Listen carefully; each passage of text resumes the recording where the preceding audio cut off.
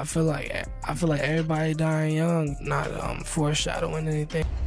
And every story hits harder than the last. First, 20 tragic endings. A South African rapper collapses after a run-in with rivals 20 rappers. A Memphis legend goes out for cookies and never comes home. A rapper is shot on stage in Brazil. Scott Rock truly began leaving scars on the culture. If we're going all the way back to where hip-hop violence, we gotta start with DJ Scott Rock. Born Scott Monroe Sterling. This man was one half of Boogie Down Productions alongside KRS-One, out of the Bronx, and boom bap hip-hop, and together they helped build the foundation of conscious. Their debut album, Criminal Minded, in 1987, and streetwise lyricism into something the world hadn't heard before. It blended reggae influences, hard-hitting production, and was a landmark. I mean, like, I'm old enough to remember when Scott Rock got killed. I'm old enough to remember when it was happening in the streets. But on August 27, 1987, KRS-One would go on to dedicate the rest of his career to honoring Scott's legacy, and is widely considered the first major murder in rap history. His death shook the hip-hop community to its core and caught a bullet for it. Trying to play peacemaker in a situation that had nothing to do with music, he'd gone to mediate a dispute involving his friend. He was only 25 years old.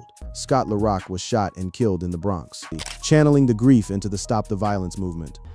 They were the same block. Was the moment hip-hop realized that the streets and the studio weren't two separate worlds. But make no mistake, Scott Rock's death, Tupac Shakur, I'm on the biggest name hip-hop ever lost. He was a poet, an actor, a revolutionary. Tupac Amaru Shakur wasn't just a rapper. There's no way to talk about rappers getting smoked without spending time to becoming the most prolific solo artist the West Coast had ever seen. From his early days with Digital Underground and the voice of an entire generation that felt unheard, Pac moved at a speed that the industry couldn't keep up with.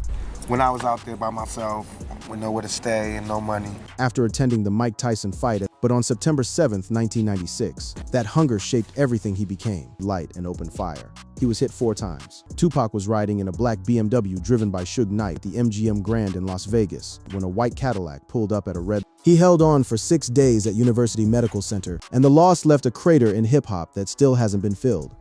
But the second time around, the streets didn't let him walk away. Survived getting shot 5 times before in '94, Pac survived the streets, though the case has seen renewed attention in recent years. His murder remains officially unsolved to this day at just 25 years old, before passing away on September 13th. The Notorious B.I.G.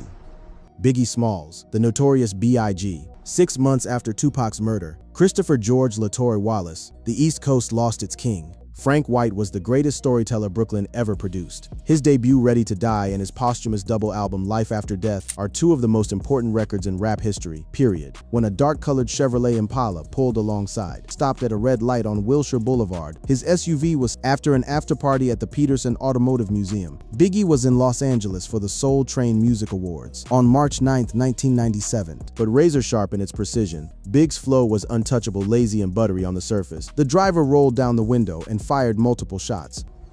And that wound has never healed. The world lost 2 of its greatest MCs in less than a year, or something else entirely. It was retaliation, internal politics, murder into the most debated unsolved case in hip-hop history. Whether in the middle of the East Coast-West Coast War, turned his the timing coming right after Pac's death. He was just 24 years old. Biggie was hit 4 times and pronounced dead at Cedars-Sinai Medical Center. Big L.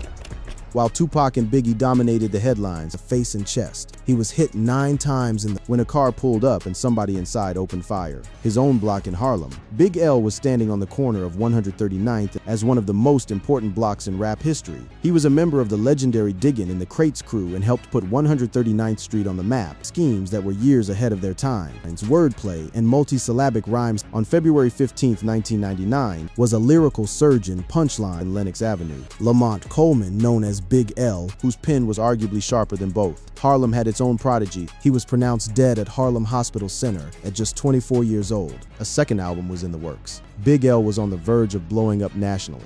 And the worst part, grown up on those same corners. It was the streets catching up to a man who had. It wasn't about rap. It wasn't about fame. The shooter was believed to be connected to a dispute involving Big L's brother. Jay-Z and others had publicly acknowledged his talent. Still influences every lyricist who picks up a mic today. Those few years, but the legacy he left in those. Harlem lost its crown jewel before the world truly got to see him shine. Big Pun. He was the first solo Latin rapper to go platinum, a lyrical monster from the Bronx, better known as Big Pun. And nobody represents that harder truth more than Christopher Lee Rios. Some were taken by the toll that this lifestyle puts on the body itself. Now, not every rapper on this list was taken by a bullet, whose track Twins and album Capital Punishment But his story is also a reminder that the grind kills from the inside out, claim lives just as ruthlessly as any gunshot. His legacy as an MC is untouchable. A community where diet, stress, and lack of medical care. Pun's death was a wake-up call about health and hip-hop. Coming, but nobody could stop it. And the tragedy is that everyone around him saw it. He was just 28 years old. His body simply couldn't carry the weight anymore. A hotel in White Plains, New York. Big Pun suffered a massive heart attack on February 7th, 2000. His ability to perform. The weight affected everything. His breathing, his mobility. At his heaviest, he weighed nearly 700 pounds. But Big Pun battled severe obesity his entire career. Proved that Latinos could dominate the mainstream rap game at the highest level. Jam Master Jay, without him, there's no Walk This Way, and holding down the beat while Run and DMC rocked the mic. And the man behind those turntables, the one scratching the records, they built the bridge between hip-hop and mainstream America. Run DMC didn't just make music. Was Jason William Mizell, no Adidas deal, no blueprint for hip-hop crossing over. That's the reality of this game. He was in his own studio, and they still got him. He wasn't posting up on blocks. He wasn't involved in beefs. Figures in this culture weren't safe. Jay's murder was proof that even the most beloved, but for the people who grew up watching Run DMC break barriers, and the trial didn't wrap up until years later. It wasn't until 2020 that charges were finally brought against two suspects. He was 37 years old. For over 2 decades, the case went unsolved. One of them walked up and shot him in the head at point-blank range. One of the most frustrating cold cases in hip-hop. Jamaica, Queens, when 2 men entered. Jay was inside his recording studio in Merrick Boulevard. On October 30th, 2002, MC DeLeste. Now we gotta take it overseas. He died early the next morning, when 2 shots came out of the crowd and dropped him on stage. The second bullet hit his abdomen. Performing at a free concert in front of about 40 people, MC DeLeste was a 20-year-old rising star. Literally getting smoked mid-performance didn't happen in America. It happened in Campinas, Sao Paulo, Brazil. Because the single most clear-cut documented case of a rapper, Daniel Pedreira Sena Pellegrin, in the Brazilian funk paulista scene on July 6, 2013. Foi caso que a polícia não descobriu. No arrests were ever made. Despite over 100 witness statements and video from every angle, police described the shooter as a precision marksman. A spent bullet reportedly matched military police ammunition. E na verdade, pegaram cara bom de tiro. O cara dá tiro que ninguém viu e também tem a lei do silêncio.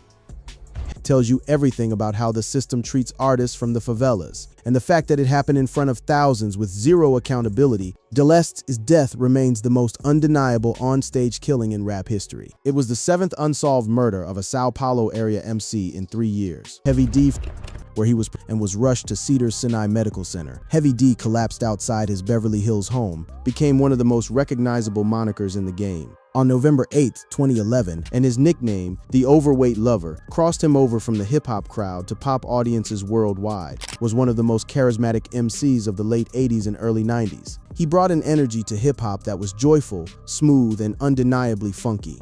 Hits like Now That We Found Love, as the frontman of Heavy D and the Boys, Dwight R.F. Myers' Heavy D, from the streets of Mount Vernon, New York, pronounced dead at 44 years old. The cause was a pulmonary embolism that takes too many people too soon. Personalities was gone. Not from violence, but from the kind of silent health crisis. And just like that, one of hip-hop's most beloved, he had just returned from performing at the BET Hip Hop Awards weeks earlier. He was active, he was out there doing shows. But a blood clot doesn't announce itself. It just hits, delivering a performance that reminded the world why he was a legend. Nobody saw this coming. He looked healthy, a blood clot that traveled to his lungs.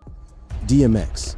Before or since has ever met. Earl Simmons didn't rap about pain. He channeled it. DMX was raw in a way that nobody matched. From Rough Riders' anthem to Party Up, he battled substance abuse publicly for decades. But DMX's life was defined by addiction. At #1 on the Billboard 200, to have his first 5 albums debut, he was also the first artist in history. X was the most emotionally intense artist hip-hop has ever produced, that showed a man wrestling with God and demons simultaneously. From his debut, It's Dark and Hell is Hot, to the prayer-filled outros, other drugs ravaged his body and mind. Crack, cocaine, and of a man who could never outrun his demons. Hospitalizations and run-ins with the law painted a picture of multiple overdoses. New York, triggered by an alleged drug overdose. Even as his music saved millions of others, DMX suffered a heart attack at his home in White Plains. On April 2nd, 2021, he was placed on life support and passed away on April 9th at 50 years old. Powerless to stop it. Him watched it happen in slow motion. And the tragedy is that everybody who loved the streets didn't take X. His own battles did.